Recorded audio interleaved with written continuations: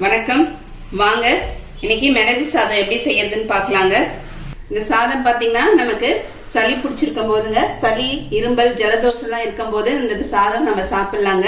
நமக்கு நல்லா கேட்கும். இதுல சேர்த்திருக்கிற பொருள் பார்த்தீங்கன்னா மிளகு, மஞ்சள், பூண்டு எல்லாமே சளிக்கு ரொம்ப சிறந்த ஒரு இது. அதனால இது நம்ம சளியில சாப்பிட்ற சளி பிடிச்சிக்கும் போது நல்லா எடுத்துக்கலாம். ஒரு காய்ச்சல் வந்திருக்கும் போது கூட இதை சாப்பிட்டா நல்லா கேட்குங்க. அதுக்கு சின்ன வெங்காயம் ஒரு 10 வெங்காயம் எடுத்து பொடியாக கட் பண்ணி வச்சிருக்கேன். சாதம் வடித்து வச்சிருக்கேங்க. சாதம் நல்லா வடித்து ஆற வச்சு எடுத்து வச்சுக்கலாம். பூண்டு பல் பார்த்தீங்கன்னா ஒரு 8 பூண்டு பல் எடுத்து வச்சிருக்கேன். கருவேப்பிலை நமக்கு தேவையான அளவுக்கு. இப்போ மிளகு நுணுக்கிக்கலாங்க. இந்த மாதிரி இடிக்கிறதுல 1 ஸ்பூன் அளவுக்கு மிளகு சேர்த்துக்கலாம். இதில் காரம் பார்த்தீங்கன்னா வெறும் மிளகு மட்டும் தான் நம்ம சேர்க்க போகிறோம். இதை நல்லா இடித்து எடுத்துக்கலாம். இதுக்கு ஃப்ரெஷ்ஷாக இடித்து போட்டால் தான் சாதத்துக்கு நல்லா இருக்குங்க. நம்ம பவுடர்லாம் போட்டோம்னா நல்லா இருக்காது. அப்படி நீங்கள் இடிக்கிறதுல மிக்சியில் போட்டு ஒரு கரகரப்பாக பொடிச்சிக்கலாம். இப்போ நான் இடிச்சிடுறேங்க. இதை இப்போ மிளகை நல்லா இடித்து எடுத்து வச்சாச்சுங்க. அதை ஒரு பவுலில் மாற்றிக்கலாம். இப்போ இந்த பூண்டையும் தட்டி எடுத்துக்கலாங்க. இப்போ பூண்டும் தட்டி எடுத்தாச்சுங்க. தோலோடு தட்டிக்கலாம்.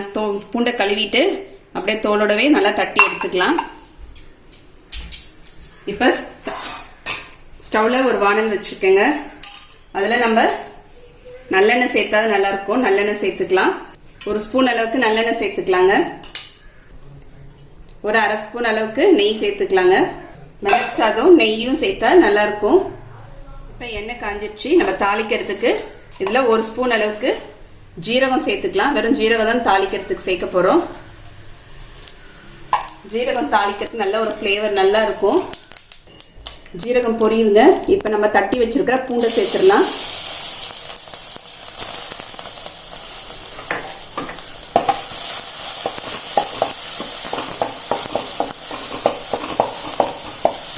பூண்டை சேர்த்து ஒரு வதக்கிட்டு இந்த வெங்காயமும் கருவேப்பிலையும் சேர்த்துடலாங்க. சின்ன வெங்காயம் ஒரு 10 வெங்காயம் பொடிசாக கட் பண்ணி வச்சுருக்கேன்.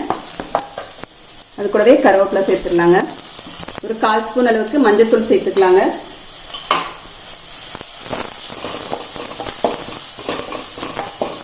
சாதம் பார்த்தீங்கன்னா ஒரு 5 நிமிஷத்தில் நம்ம எல்லாம் ரெடியாக வச்சுருந்தா 5 நிமிஷத்தில் தாளிச்சிடலாம். நம்ம சாப்பிடும்போது சுட சுட தாளிச்சிக்கலாங்க.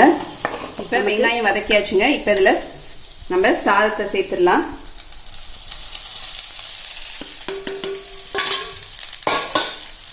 சாதத்தை சேர்த்துட்டு நம்ம இடித்து வச்சிருக்க இந்த மிளகுத்தூளும் சேர்த்துடலாங்க. இதுக்கு தேவையான அளவுக்கு உப்பு சேர்த்துக்கலாம்.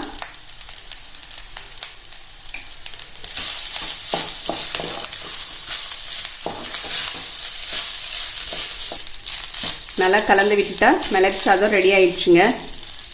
இப்போ நான் ஆஃப் பண்ணிடுறேன். இப்போ நமக்கு மிளகு சாதம் ரெடி ஆயிடுச்சு. நீங்களும் இதை மாதிரி செஞ்சு பாருங்கள். செஞ்சு பார்த்துட்டு எப்படின்னு கமெண்ட் பண்ணுங்கள். இந்த வீடியோ பிடிச்சிருந்தா லைக் பண்ணுங்கள். உங்கள் ஃப்ரெண்ட்ஸ்க்கு ரிலேட்டிவ்ஸ்க்கும் ஷேர் பண்ணுங்கள். மறக்காமல் சப்ஸ்கிரைப் பண்ணுங்கள். கூடவே பக்கத்தில் இருக்க பெல் பட்டனையும் ப்ரெஸ் பண்ணிடுங்க. அடுத்த வீடியோவில் பார்க்கலாம். தேங்க்யூ.